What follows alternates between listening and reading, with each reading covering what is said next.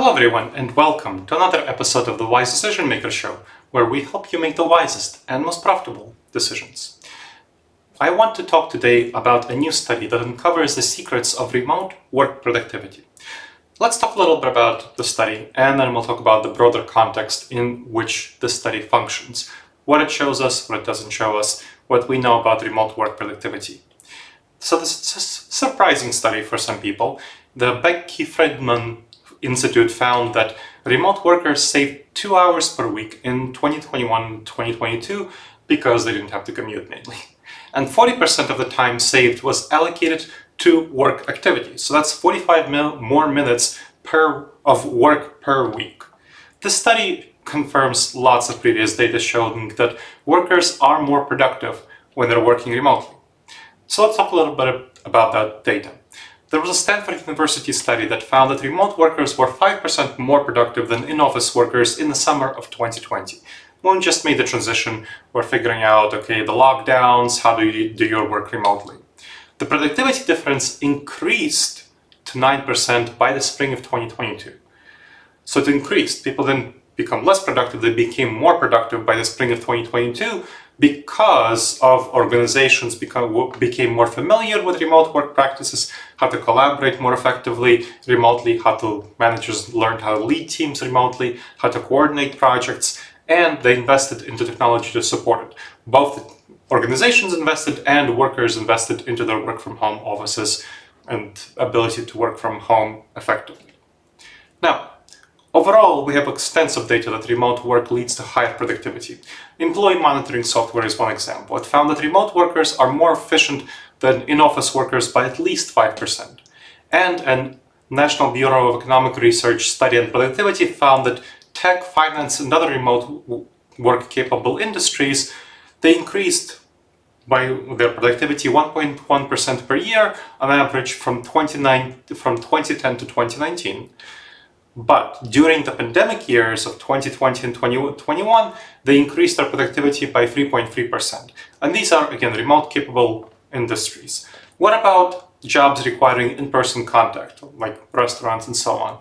Well, they increased their productivity by 0.6% per year from 2010 to 2019, but they decreased their productivity by 2.6% per year in 2020 and 2021, the pandemic years. Remote work and wages. Let's talk a little bit about what the research shows there. We know that workers are ready to accept lower wages for more remote work if they have the flexibility of working from home. So another National Bureau of Economic Research study found that remote work, so it's a different study, it decreased their wage growth by 2% during the first 2 years of the pandemic because people didn't switch jobs, didn't demand as high raises if they could work remotely. And there's extensive evidence showing this. There's a survey of 3,000 workers at top companies which show that 64% would prefer permanent work from home over a $30,000 pay raise. Just a huge pay raise, right? $30,000. Just about 2/3 would prefer permanent work from home to the $30,000 pay raise.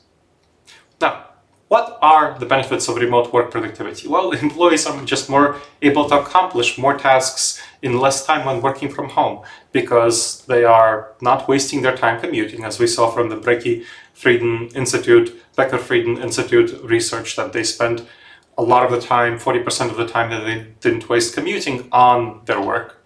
And they're able to create a comfortable and efficient home environment. Now, some people work environment at home. Some people prefer an environment that's warmer. Some people prefer an environment that's colder. They don't have to fight over the thermostat. Some people prefer a very silent environment. Some people like the chitter-chatter of the noise of the office around them, and they can turn on their music. There's actually office ambience sounds if they want that. They can have the kind of music they like. They can go out and go get whatever kind of snacks they like from the fridge as an aspect of comfort, and they're able to be much less distracted. So most people don't like open offices, most people don't like the people's ability to just drop by and interrupt them at any time, and also the loudness of the office is distracting. We know that it decreases productivity.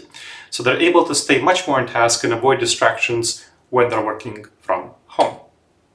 And remote work also helps save on cost of living expenses. Companies that offer remote work opportunities, they clearly save on worker cost of living expenses because they can hire workers in lower cost of living areas in the US and abroad. You don't have to hire, if you're based in San Francisco, you can hire someone in the middle of Montana and they will be willing to work for a lower wage. Or you can hire someone in Chile and they'll be willing to work for a lower wage while still having not too far difference of time zone. So it's a more productive use of financial and human resources. We also know that remote work improves work-life balance. It helps prevent burnout, which increases productivity and retention. So this gets you happier and more fulfilled employees, which of course improves productivity and performance. And there's fewer distractions and interruptions, which improves time and energy management. And ensuring remote work productivity does take some effort, because in order to fully realize the benefits of remote work, businesses need to invest into their employees. They need to provide their employees with necessary technology like laptops, internet connectivity, collaboration tools like Trello or Asana or Microsoft Teams, project management tools, and training and support. They need to train and people for and support remote collaboration, communication, innovation, leadership, and teamwork. All right, everyone. I hope you've benefited from this episode of the Wise Decision Maker Show on remote work productivity. Please make sure to subscribe to the show wherever you check this out and leave a review. It really helps others discover the show and it helps us improve the show. All right, everyone. I look forward to seeing you in the next episode of the Wise Decision Maker Show. In the meantime, the wisest and most profitable decisions to you, my friends.